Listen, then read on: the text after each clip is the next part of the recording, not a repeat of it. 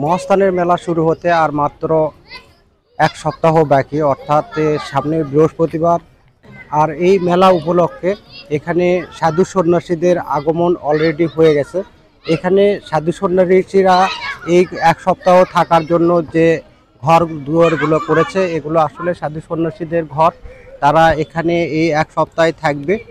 এক সপ্তাহ থাকার পরে তারা তাদের নিজ গন্তব্যস্থলে আবার ফিরে যাবে। আমি এখন দুধ পাথরের এখানে আছি। এই দুধ পাথরের এখানেই কিন্তু মহাস্থানের মেলার যে সবচেয়ে বড় জটলা বাঁধে, সেটা কিন্তু এই দুধ পাথরের এখানেই বাঁধে। দেখতে পাচ্ছেন পাশে কিন্তু তারা নিজের জায়গা দখল করে নেওয়ার জন্য কিন্তু এখানে আসে। দেখেন এভাবে এরা আশপাশের এই জায়গাগুলো আস্তে আস্তে সবাই নিজেদের যে একটা বসার জায়গা, এই জায়গাটা তারা সংগ্রহ করছে এখন থেকেই। আসলে মেলার যে সময় হয়, যেদিন মেলা হয় সেই দিন আসলে এখানে জায়গা পাওয়াটা অনেক কঠিন হয়ে যায়, যার কারণে কিন্তু এনারা এখন ঠিক দুধ পাথরের পাশেই জায়গা নিয়েছে।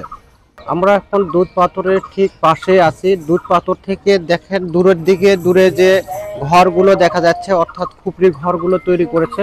এই খুপড়ি ঘরগুলো আসলে সাধু সন্ন্যাসীরা যারা এখানে এসেছে বর্তমানে তারা আসলে এখানে রাত্রি যাপন করার জন্য এবং সারা দিন যাতে এখানে বসবাস করতে পারে সেই জন্যই কিন্তু এই খুপড়ি ঘরগুলো করা হয়েছে।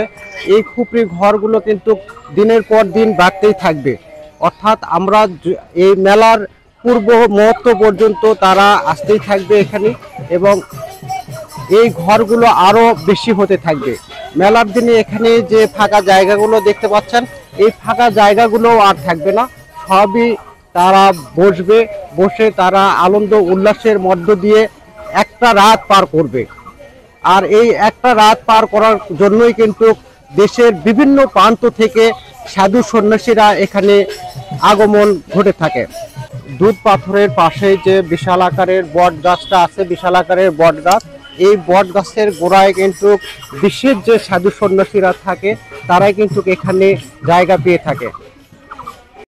মেলার দিনে বিভিন্ন বাউল সঙ্গীতের শিল্পীরা আসলে এখানে আসে থাকে। সেই বাউল শিল্পীরাও কিন্তু এখানে অলরেডি গান করা শুরু করে দিয়েছে। আরো এখানে কিন্তু অসংখ্য বাউল শিল্পী আসলে এই পাশে আসলে বাউল শিল্পীরা গুলো অবস্থান নেয়।